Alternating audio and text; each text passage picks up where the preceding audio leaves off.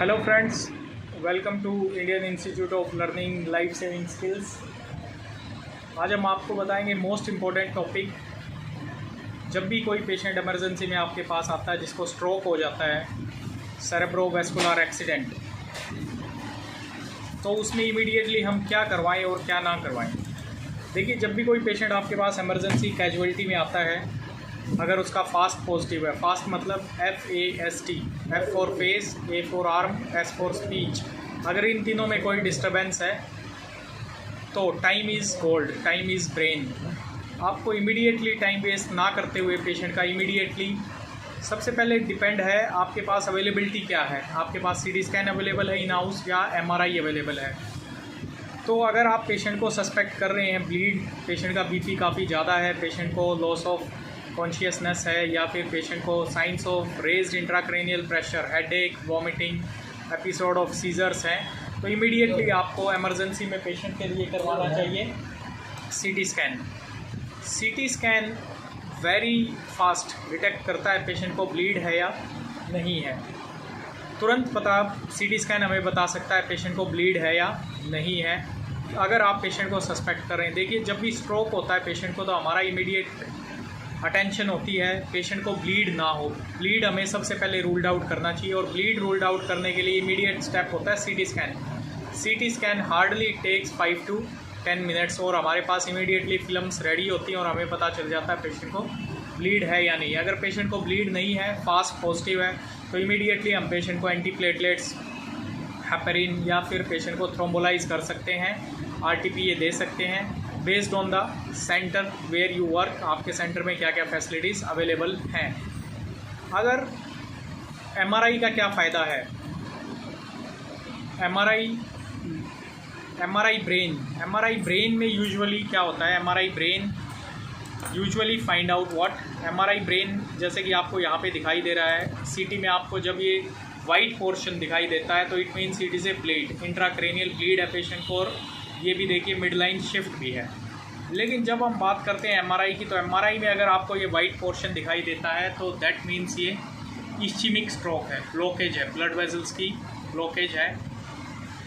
और आप ये देख रहे हैं यहाँ पे पेशेंट को इन्फाक्ट है, ये वाइट कलर का ये इन्फाक्ट पोर्शन है, आप देख सकते हैं। तो इट इज़ ए इस्चीमिक स्ट्रोक है, ये यहाँ पे ब्लीडिंग नहीं है। तो MRI में ये डिफरेंस होता है। लेकिन MRI की एडवांटेज क्या है, अगर पेशेंट आपका इमरजेंसी में है और पेशेंट अनकॉन्शियस है, आपके पास टाइम की शॉर्टेज है, तो ऐसी कंडीशंस में आपको डायरेक्टली जाना चाहिए CT स्कैन के लिए, बिकॉज MRI टाइम कंज्यूमिंग होता है, पेशेंट को इनकन्वीनियंस थोड़ा ज़्यादा होता है टाइम की वजह से, और पेशेंट को काफ़ी लाउड साउंड्स बेयर करनी पड़ती हैं।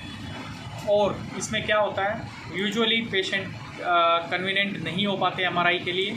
अगर पेशेंट आपका स्टेबल नहीं है तो इमीडिएटली हमें करना चाहिए CT स्कैन। अगर CT स्कैन में ब्लीड है तो directly will go for intracranial hemorrhage की जो ट्रीटमेंट है उसके according will treat the patient. अगर पेशेंट को इन्फाक्ट है then we will go to the patient. अगर ब्लीड नहीं है तो इट इज़ अंडरस्टूड है पेशेंट को इन्फाक्ट है, then we can go for antiplatelet, heparin and thrombolysed treatment. MRI brain की एडवांटेज क्या है, MRI ब्रेन की एडवांटेज है पोस्टीरियर फोसा की जो पैथोलॉजीज़ होती हैं उनमें MRI ब्रेन डिटेक्ट करने में काफ़ी मदद करता है। MRI ब्रेन में इस्चीमिया, अगर डिफ्यूजन वेटेड इमेजेस की हम बात करें तो MRI ब्रेन में इस्चीमिक स्ट्रोक काफ़ी जल्दी पकड़ में आ जाते हैं रेदर देन CT स्कैन के MRI ब्रेन में। ओनली डिसएडवांटेज है टाइम कंज्यूमिंग और पेशेंट को इनकन्वीनियंस। तो माय डियर फ्रेंड्स और the person who works in emergency casualty और ट्राइज एरिया, जब भी कभी आपके पास स्ट्रोक का पेशेंट आता है फास्ट पॉजिटिव, तो अगर आपके पास CT स्कैन, अगर आप सस्पेक्ट कर रहे हैं ब्लीड, तो immediately go for CT scan. अगर आपका पेशेंट स्टेबल है और पेशेंट गोल्डन पीरियड में है, विंडो पीरियड में है, लेस देन 3 आवर्स में आपके पास आया है, then either you can go for the MRI brain also. अगर पेशेंट आपका स्टेबल है और पेशेंट आपका कोऑपरेटिव है, कोई एपिसोड ऑफ सीजर या फिर रेज्ड इंट्राक्रेनियल प्रेशर के साइंस नहीं है, तो otherwise always best to ruled out bleed is CT scan. अगर CT स्कैन में it is negative for bleed, it is understood patient को इस्चीमिक स्ट्रोक है, दैट इज़ मोस्ट इम्पॉर्टेंट। अगर हम बात करें ट्रॉमा की, ट्रोमा में कभी भी always we have to go for the CT scan. CT scan is always indicated in trauma. MRI is never indicated in trauma. MRI हम बाद में करवा सकते हैं जब हम पेशेंट को स्टेबलाइज्ड कर देते हैं. Otherwise immediately we have go for CT scan.